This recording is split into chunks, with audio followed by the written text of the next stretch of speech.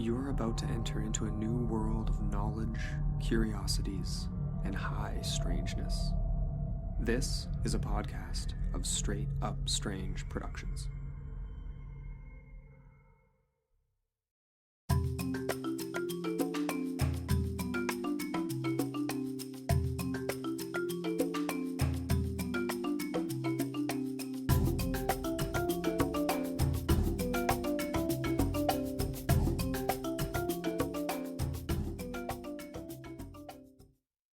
Hello and welcome to Legendary Africa, the podcast where a disembodied voice speaks, shouts, swears, and whispers African myths and legends straight into your ear canal. For those who are new to the podcast, my name is the Shearer, and I have travelled far and wide through your scientifically inaccurate anatomy, accompanied by my companion moth, Squirt. We find ourselves now deep, deep within your hippocampus, after escaping from Mulan, her pet Carcharodontosaurus, and a loyal band of cowboys. Now, for those who are unfamiliar with the human brain, I am not in fact standing in the middle of a university run by hippopotamus. As deceptive as the word hippocampus is, the hippocampus is actually the part of your brain which helps consolidate all the 101 bits of information which make up your memory. We actually have 2 hippocampi, and I am unsure in which one I am standing at this moment.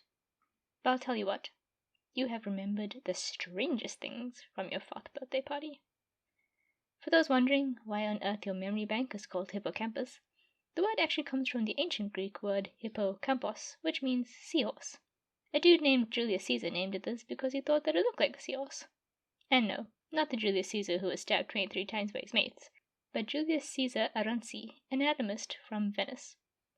Anywho, Squirt is enjoying himself as he watches your 4-year-old self stuff cake into your armpits. I want to know the story behind it, but also I don't want to know the story behind it.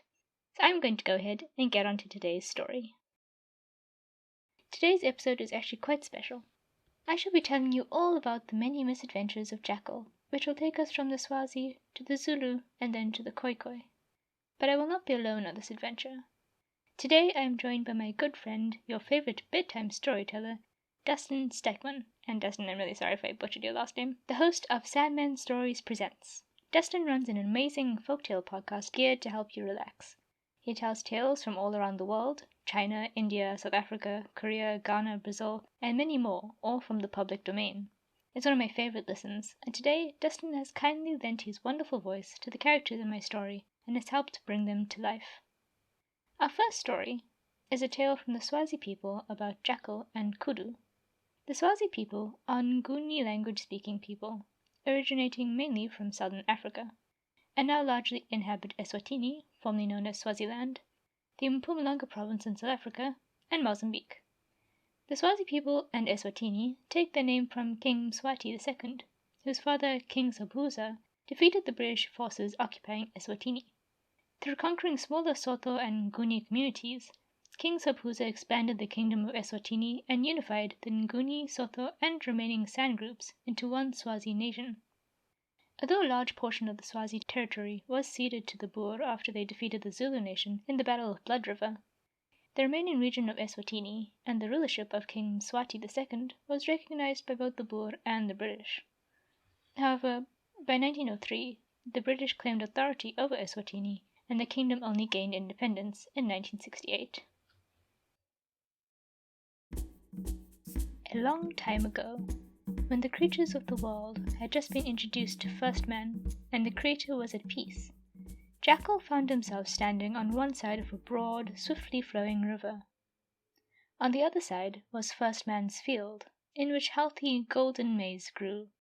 Jackal's stomach grumbled. More and more animals passed through. Lion had also arrived some months back and claimed much of the hunting ground for himself, leaving Jackal to survive as well as he could on measly bugs and worms. Now even first man's maize called to Jackal's hunger. A little distance away, Kudu stood, his fine teeth pulling dry shoots of acacia from the earth, which mostly crumbled before they got to his mouth. His body was thin, and he too was hungry. A plan grew in Jackal's mind. An alliance could be made, perhaps. Jackal cautiously approached Kudu. My good friend, the most majestic beast to graze upon these plains. Never have I seen a more glorious creature. What magnificent horns! Jackal exclaimed, his eyes lit with wonder. Kudu narrowed his dark eyes at Jackal, ears twitching suspiciously. What do you want, Jackal? He huffed out impatiently. He knew from others that Jackal was not always to be trusted. Lion himself on one occasion warned him of Jackal's devious nature. Jackal's face twisted with misery as he addressed Kudu. Oh, great Kudu, like yourself, I find myself in desperate need of food. First Man's side of the river is plentiful, and I spied some delicious green shoots as well.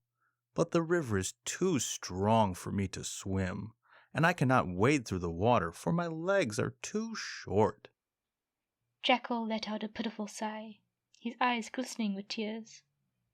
Kudu's face softened as he stared down at the suffering creature before him. With your strong, long legs, you, great Kudu, are more than capable of matching the river's strong current. If you were to let me ride on your back while you cross the river, you and I would both return with bellies full at the end of the day. Kudu thought over Jackal's request for a few minutes. Then his growling stomach made up his mind for him. Very well, Jackal.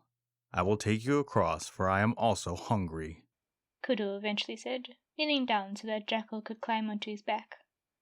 Jackal barked with happiness and carefully climbed atop Jackal's back.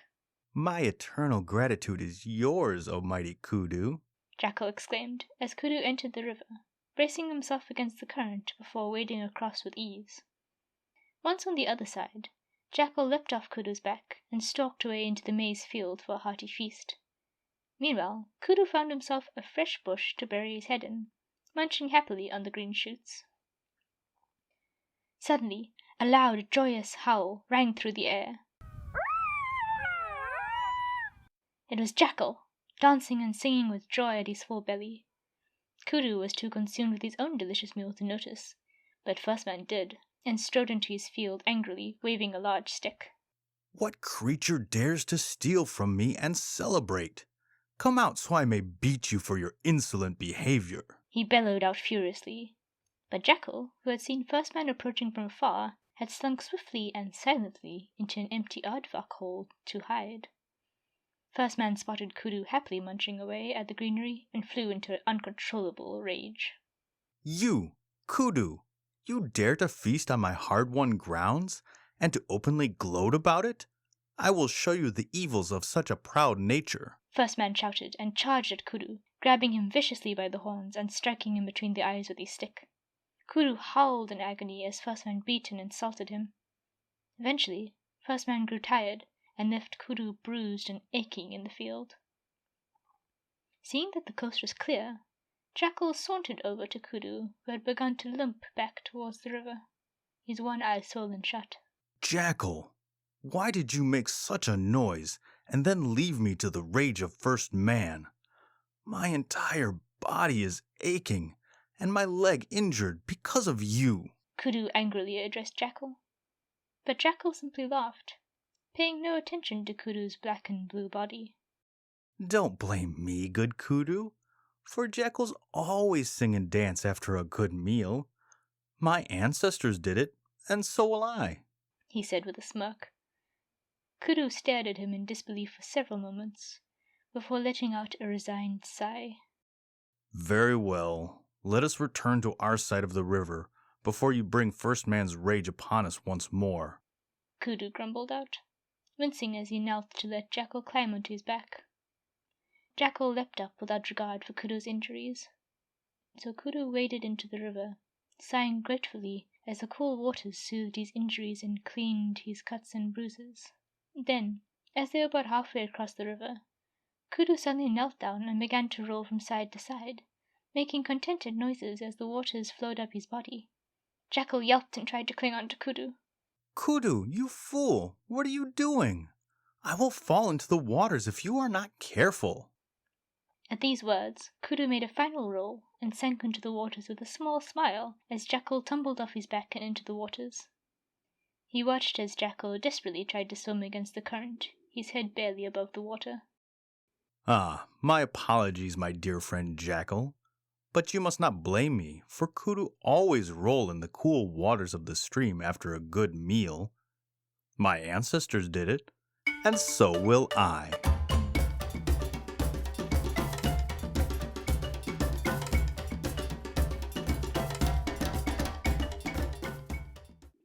Always be kind to others, and especially those who help you.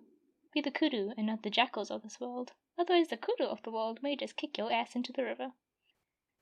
Our next jackal story is also a tale from the Swazi people, this time featuring Wildcat. Now we all know that Jackal was a devious fellow, who loved to cheat and play tricks and prey on the gullible. But what the other creatures most disliked about Jackal was his constant boasting. Jackal would find every opportunity he could to gloat about his prowess and skills, even going so far as to take credit for deeds he did not perform. This most annoyed Lion, who thought of himself as the mightiest creature in the land. But on this particular day, it was a smaller feline creature who found herself victim to Jackal's boastful attitude. Wildcat was resting on a tree branch, sheltering from the heat of midday, her long body elegantly draped across the branch. Birds chirped above her, a light breeze blew through the tops of the trees, cooling her skin pleasantly. Yes, nothing could spoil this day. Sadly, she discovered she was wrong, as she heard loud and clumsy stamping on the ground below. Looking down, she spotted Jackal approaching the tree. Of all the creatures, Wildcat sighed in frustration. why must I be plagued by Jackal? Jackal looked up at her voice and grinned upon seeing her. But beneath his crafty grin, Jackal felt a pang of jealousy. Why could Wildcat escape to the trees when she wanted to, but not he? He was, after all, the smartest creature on the earth. Why did the Creator not grant him this ability? Wildcat, enjoying the view up there? Jackal called out, his voice cheerful and friendly, but Wildcat saw through his facade. I was until this drooling dog wandered into my area and disrupted it. Wildcat called down with disdain. Jackal's face fell into a scowl, but he quickly wiped the expression off his face. Ha ha ha, always so funny, Wildcat. Why are you always up a tree anyway? Jackal asked, settling onto his haunches. Wildcat sighed again at Jackal's determination to start a conversation. Well, it usually provides me a good view, and I can also see any predators and prey from up here. It's particularly useful when dogs chase me. I can escape quite easily, Wildcat explained, licking her paw and rubbing her face carefully. Jackal sneered cruelly and let out a bark of laughter. Huh. I am not surprised that you always choose the coward's way out, Wildcat. You are just like the little scared birds who fly away from anything and everything. Wildcat frowned as Jackal's words stung her pride, but pressed her mouth shut. He was just trying to get a rise out of her, but she had the literal and figurative high ground. Well, Jackal, you must remember that I am not very fast, and cannot outrun my natural enemies, she said patiently. I, however, can run faster than any other creature on Earth. Jackal boasted. Those dogs could never catch me. I am not a scared coward like you, Wildcat. He continued with a smirk, but Wildcat simply blinked down at him. Well, perhaps you're right, Jackal. Wildcat said after a while, a glint in her eyes. It wouldn't harm me, though, to teach you how to climb. Imagine how everyone will praise your new talent. Wildcat added with a knowing smile. Jackal considered her words briefly before nodding nonchalantly. Well, I suppose you have a point there, Wildcat. Knowledge is, after all, never wasted. Very well, teach me, Jackal said casually, even though beneath his easy facade he was very eager to learn to climb trees. And so, Wildcat hopped down and began teaching Jackal. First, Wildcat demonstrated how to climb up the tree while Jackal watched. Then she instructed him to give it a go. After several attempts, Jackal finally managed to get a grip of the bark beneath his paws and inched upwards. Ha! See? I'm doing it. This is so easy. Jackal fell into the undergrowth with a horrible crash and a small whine. Wildcat blinked, a small smile tugging at her face, but she managed somehow to restrain herself. Not to worry, Jackal. The first few tries at climbing trees can be difficult. Give it another go, she said, settling comfortably onto the grass near her tree. Jackal scowled at her, but prepared to climb again. This time, he fell to the ground even sooner. Now Jackal was furious, and began throwing himself up the tree recklessly, falling every time with comical yelps and yowls. Despite her tremendous efforts to restrain herself, Wildcat burst out laughing as Jackal fell for a sixth time to the floor. Jackal's face was now taut with anger and pain, and suddenly he whirled around and fell upon Wildcat with a ferocious growl. Wildcat screamed as Jackal grabbed her leg between his teeth.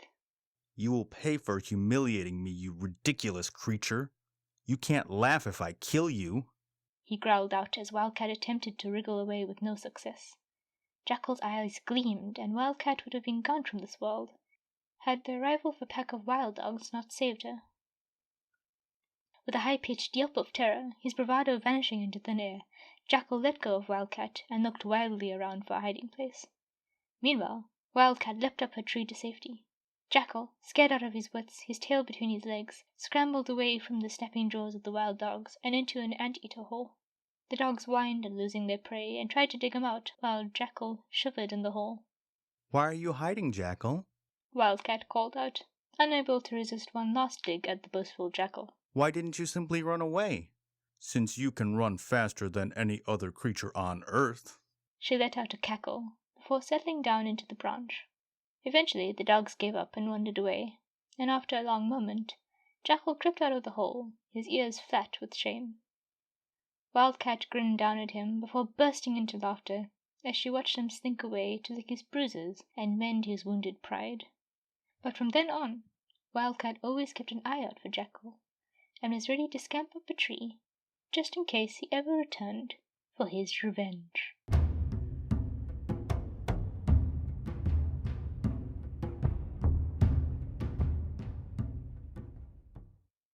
Ah, yes. This is what happens when you act like a douche, kids. You have to go hide in an ant-eater hole. Now to our next story, which comes from the Zulu people of KwaZulu-Natal, South Africa. I always get more excited when I tell a story from my home province. I spoke about the Zulu people and a bit of their history before, in episode 15, for my tale about the Inkanyamba, the legendary snake. So instead of speaking about the history again, I want to rather talk a little about the deeper meanings behind Zulu beadwork. Now, if you haven't seen Zulu beadwork, you have truly missed out on some beautiful art and skill. But it's not simply the beauty of the work which is special, but actually the story the beads tell. Traditionally, the colors chosen as well as how the beadwork is positioned can actually tell the viewer a story. In terms of the colors, each one has both a positive and negative meaning. So a black bead can either mean marriage and rebirth, or could mean death and sadness. A green bead is contentment or illness. A red bead is love or another strong emotion like passion, or it could be anger and heartache. Only the white bead does not have a negative emotion attached to it, simply meaning purity and spiritual love.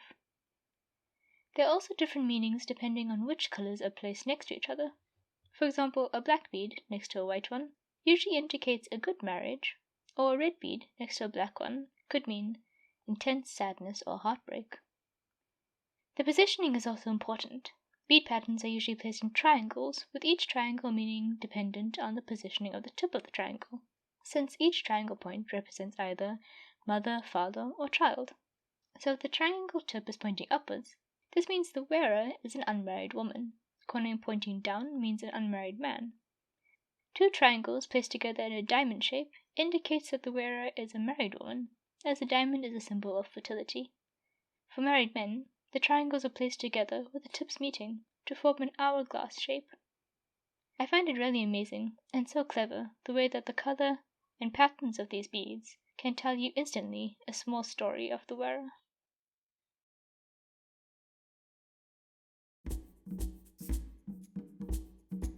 One very fine day, when the sun was beating down upon the land and the sky was washed blue, Jackal, our devious friend, swaggered into view.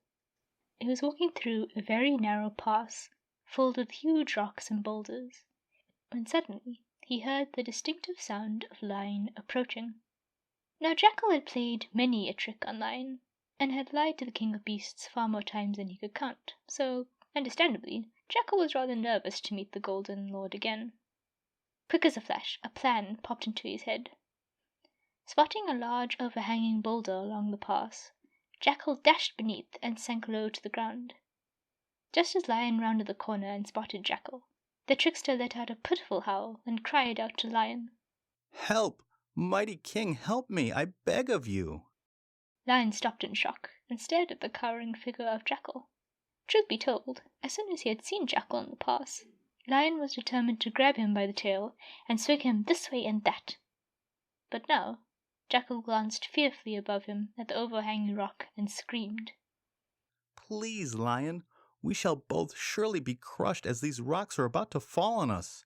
You must do something, my king. Only you have the strength. Now Lion was known for his pride and for his need to be a hero, and of course Jackal knew this, so it was no surprise to him when Jackal leaped towards him and immediately placed his shoulder against the rock, pushing against the heavy slab. I have done it. I have saved you, Jackal, with my mighty strength. Lion roared out triumphantly. Jackal gazed in mock awe at Lion. Truly, I am always stunned by your majesty. I shall run and fetch a log to prop up this mighty rock. Then we'll both be safe. I shall be right back. Jackal added as he scampered off, snickering softly to himself, while Lion grunted with the tremendous effort of holding up the unmoving rock. After a good few minutes, Lion felt sweat drip down his jaw and slide into his mane. Where on earth is that Jackal? He muttered to himself, his arms beginning to shake from the effort of pushing against the stone. Then, slowly but steadily, realization began to dawn upon him. Lion slowly let go of the rock. It did not move. He felt his face heat up and his claws extended dangerously. Jackal! Some way away, Jackal flinched, even as he chuckled at the sound of Lion's roar. He ran a bit faster. Nothing tasted sweeter than a good old-fashioned prank.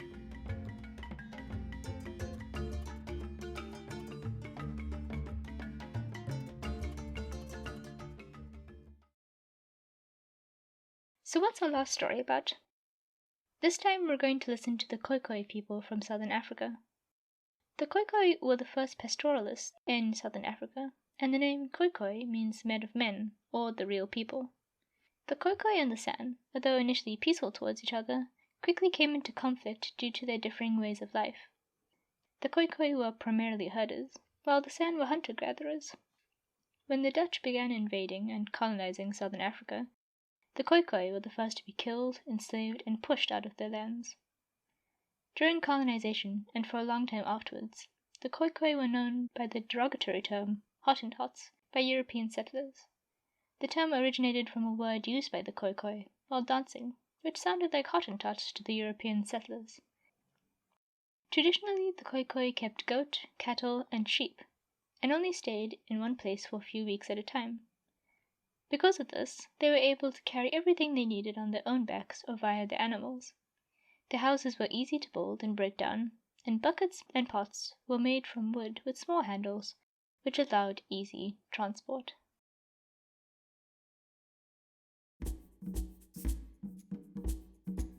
Now everyone in the land knew Jackal was trouble, even the creator.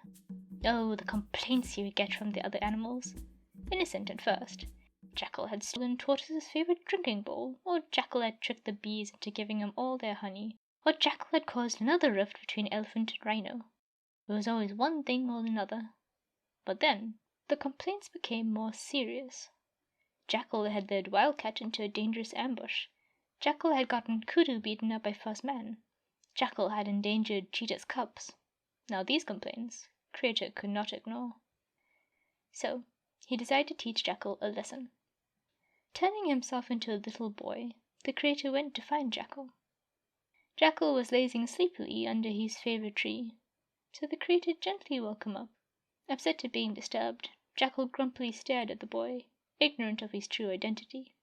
What do you want? Jackal grumbled out sleepily. tucking his tail over his nose as he tried to ignore the boy and go back to sleep.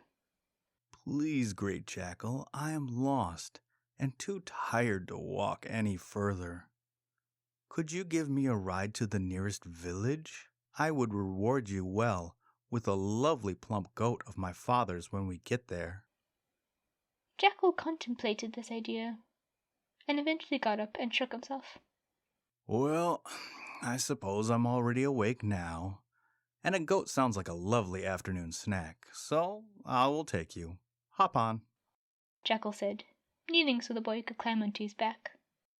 In his mind, however, Jackal had already formulated a plan to ensure the boy would give him an entire herd of goat, not simply one measly morsel. The creator, however, knew instantly what Jackal was thinking, and felt deep disappointment in Jackal.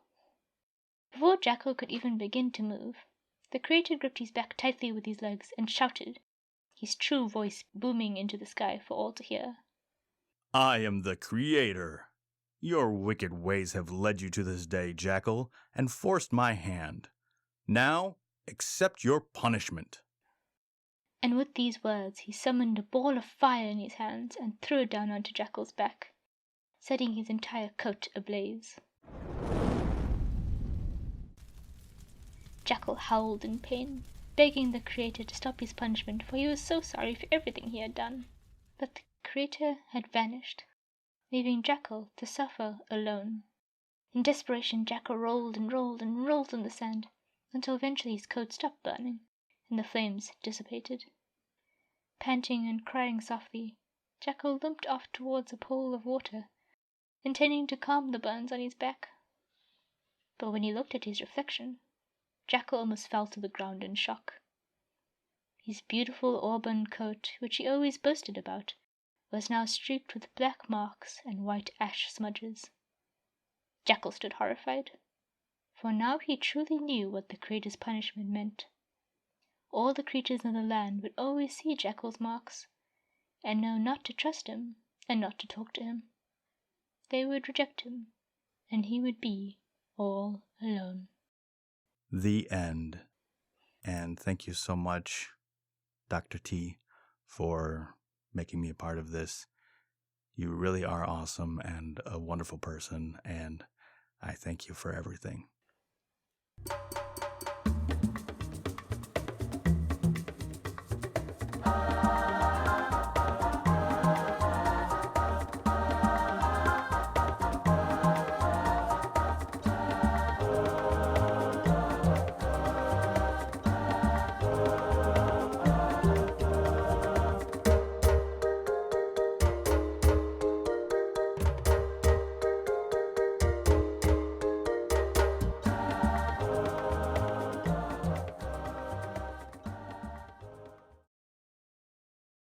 For this episode, I adapted the following stories from these books by Nick Greaves: When Lion Could Fly and When Hippo Was Hairy. Other sources for the history bits was essayhistory.org and zulubeatculture.wobbly.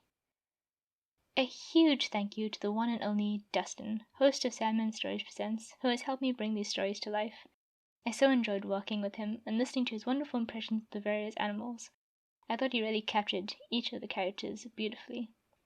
It was great to have another folklorist on one of my Animal Tale episodes, and I hope to invite other folklore podcasters to also collaborate with me in a similar way in the future. Again, thank you so much, Dee. Now, before I end off this episode, I have a lovely promo from Forgotten Darkness podcast. A man in Brazil dies from severe burns, maybe from a UFO. In Washington, D.C., Jack the Slasher breaks into a house and barely steals anything, but dumps molasses all over a piano and cuts up curtains and sofas. I'm Andrew Gable, and on Forgotten Darkness, I'll look through old newspapers and other sources to find those lesser-known stories of yesteryear. I look mostly at true crime and unexplained phenomena. So if either of those topics sounds like your sort of thing, check us out. You can find the podcast at forgottendarkness.podbean.com or on most podcast apps.